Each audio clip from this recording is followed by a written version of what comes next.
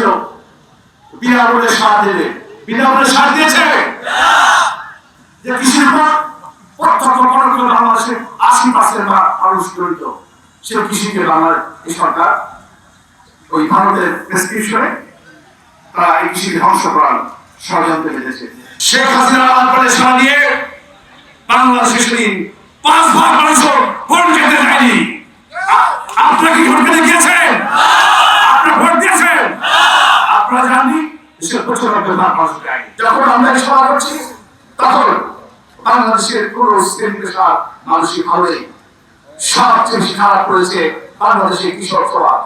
ইতিমধ্যে বাংলাদেশের কৃষকরা তাদের সেচের নামে, কীটনাশক নামে, সার নামে তাদের অধিকারকে বঞ্চিত করে বাংলাদেশের বিভিন্ন প্রান্তে তারা আত্মহত্যা শুরু করেছে। এই সরকার ক্ষমতায় আসার আগে বলেছিল বিনামূল্যে সার দেবে, বিনামূল্যে সার দিয়েছে। এই সরকার সমস্ত কৃষি পণ্যের মূল্য বৃদ্ধি করে কৃষিকে একটি অলাভজনক পেশায় পরিণত করেছে।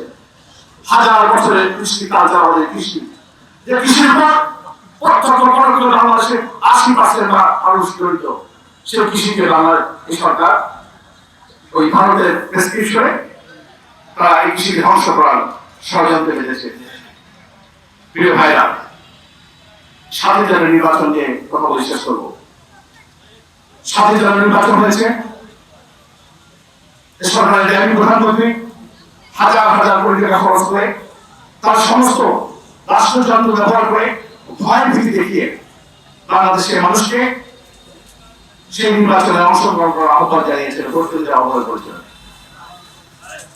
অন্যদিকে আমাদের বিরোধীরা ভারপ্রাপ্ত চেয়ারম্যান তারেক রহমান এদেশের মানুষকে এই দেশের ভোট বদলে আহ্বান করেছিলেন, ভোট দিতে না করেছিলেন। শেখ হাসিনা করে সারা দিয়ে বাংলাদেশে সেদিন 5 ভাগ মানুষ ভোট দিতে যায়নি। আপনারা কি ভোট দিতে গিয়েছেন? আপনারা ভোট দিয়েছেন?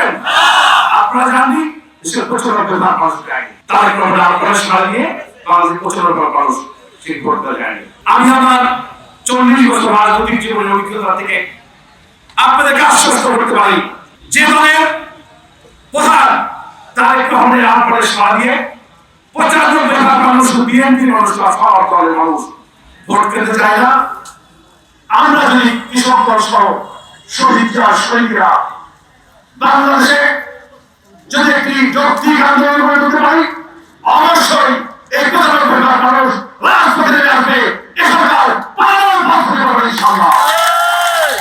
আজকে যারা এখানে উপস্থিত হয়েছে তারা আমরা আমাদের মুখের দিকে চেয়ে আমাদের প্রিয় নবী তার জীবনকে তুচ্ছ করে এখনো গণতন্ত্রের পক্ষে, বাংলাদেশের মানুষের পক্ষে অবিচল আশ্রয় টিকে রয়েছে। তার জীবন সেই নেত্রী একমাত্র নেত্রী আমাদের দেশ বেগম খালেদা জিয়ার আমরা ছবি রেখেছি, আমাদের ছবি রাখে প্রিয় ভাইরা।